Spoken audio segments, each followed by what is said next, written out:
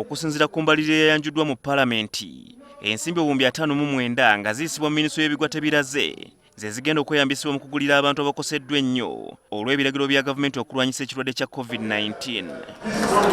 Ku zino obuwumbi 3 za kugula buwunga, obuwumbi 24 za kugula bijanjaalo, obuwumbi 4 za kweyambisibwa amagye ga UPDF okugaba emmere eno, ate akawumbi kamu mu obukadde 80 za kweyambisibwa ofiisi ya Ssaabaminisita okulabirira enteekateeka eno. Ssaabaminisita Dr Ruhakana Rugunda ategeeza Palamenti ng'emmere eno bw'egenda okutandika okugabibwa mu Kampala ne Wakiso eri abantu akakadde kamu n'ekitundu.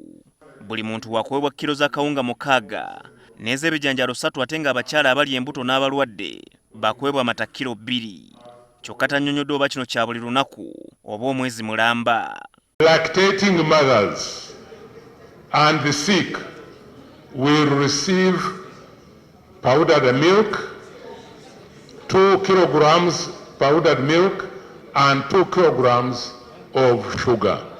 Newankubadde ababaka basanyukidde enteekateeka eno baliko okuwabula kwe bakoze.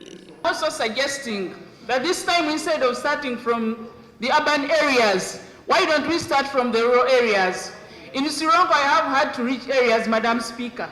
We are telling people to stay at home and wash their hands as many times as possible. The only way people can stay home relaxed is clearly knowing that there is a clear suspension on paying power and water bills. Sustainability yakyo tajogeddeeko. Awo President we yandirekedde ababaka abasobola abalina obusobozi ne basobola okulabirira nabo ne basobola okuba nti bateekayo okulaba nga balabirira ku bantu baabwe. Naye olinze lonki ng'agenda okuba endongo bw'oba n'ow'emmere tomala kukola lonki tiwetaaga najjogera yabadde yatambudde dda. Ekyokubiri ebintu ebimu ebyetaagibwa nga sabbuuni tibyetaaga nakuba kufuya Palamenti byokwana byatambula.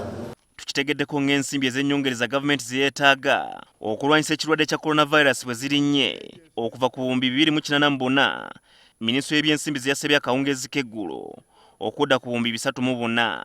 Ku nsimbi zino ministule y'ebyobulamu eyongezeddwa okuva ku buwumbi 62 okudda ku buwumbi 81, ate ministule y'obutebenkevu ekendezeddwa okuva ku buwumbi 82 okudda ku buwumbi 77. Ku nsimbi zino ba RDC bonna bakuweebwako obuwumbi 7 nga za kugula amafuta, buli disitulikiti obukadde 5 buli mwezi ez'okwekuumisa nga bwe buwumbi 20 omwezi, KCCO obuwumbi 30, ate ng'eza ministule y'ebyempuliziganya zisaliddwa okuva ku buwumbi 14 okudda ku buwumbi 6 zokka.